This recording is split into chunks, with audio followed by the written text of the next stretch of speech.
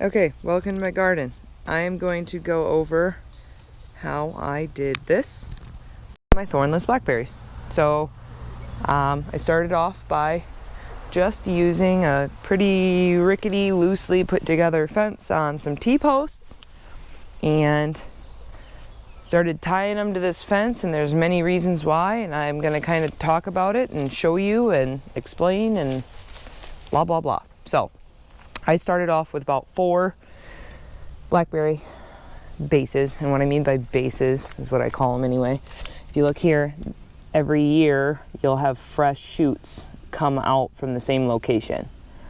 So you can do this a few ways. One, you can buy a bunch of plants and start that way, but I wouldn't. I'd maybe grab 2 because you're gonna have so many blackberries that you're not gonna know what to do with them. First thing I would personally do, looking back, is I would plant 1 here and 1 on the end. What happens is these guys, every year, I'll go around to the other side because I have this kind of buttoned up a little bit in here. What's up, Copper? What's up, Copper? Let's see. So every year you're gonna get new growth, like this guy, right? So this is one of the bases I was talking about. This is new, and that one's new. They'll grow up. Here's another one. These grew this year, and they will grow, I'm not kidding, 8 to 10 feet in length. What happens is when they grow, you tip them over and you tie them to the fence. You can tip them over and tie them to the fence and keep the tips of them up like this and cut them off if you want. This was last year's, or the year before. There's no leaves on it, it's dead. You can trim these off the fence, but I leave them. Here's another one I just kind of trimmed last year. Told them to stop growing. Look at all the fruits we're going to have this year at the end of them. So the benefits of this is if you grow your canes over, they're going to get plenty of sunlight. You can see here how they grow vertical. These are your fruits, okay?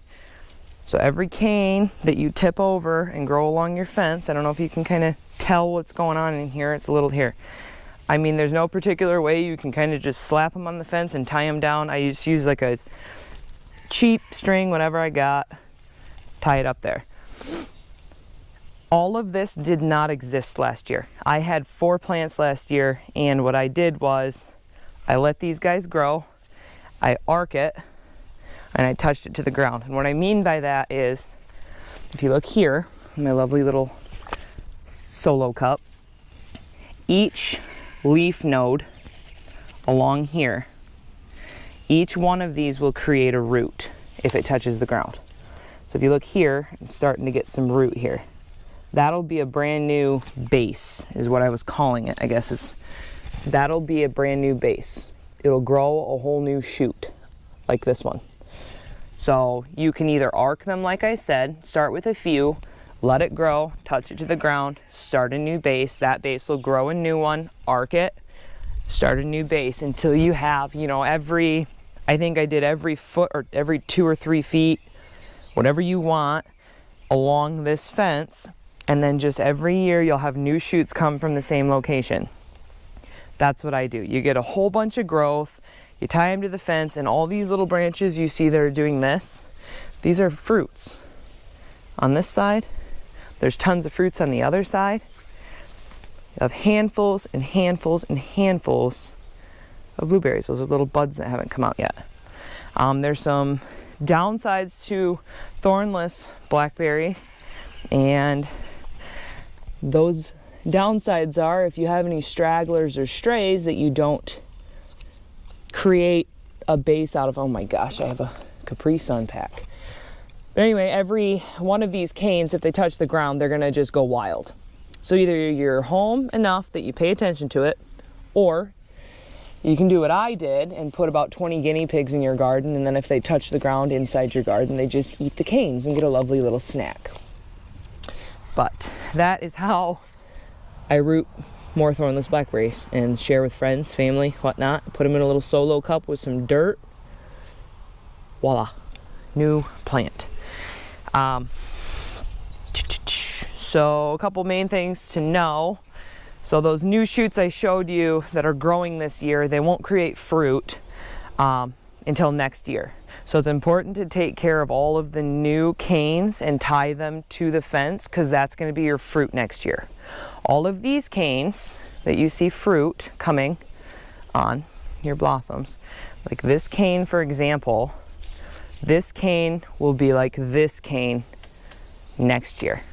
Okay, so there's no berries. This isn't a fruit bearing cane anymore because he had his fruit last year. Okay, and you can cut this out or leave it on. I just leave it on because I pick my battles, I guess. And then just tie to this one. Sometimes I'll tie to these canes and just kind of keep them all on there. So all of these canes will be like this guy. They won't have any fruit next year. And all of the new shoots that I have coming up this year will look like these guys and create fruit next year. Now if you see in here, they're not in here today, but I have 20 some guinea pigs that live in here. Guinea pigs can't dig and they can't jump. Well, they can jump about that high, but not that high. So all my boxes are just tall enough. My guinea pigs can't get in and they can't get to my plants. And I just did, you know, chicken wire and just fencing that's just thin enough that they can't get out. They live in here and they eat all my weeds on the ground. As you can see, there are none.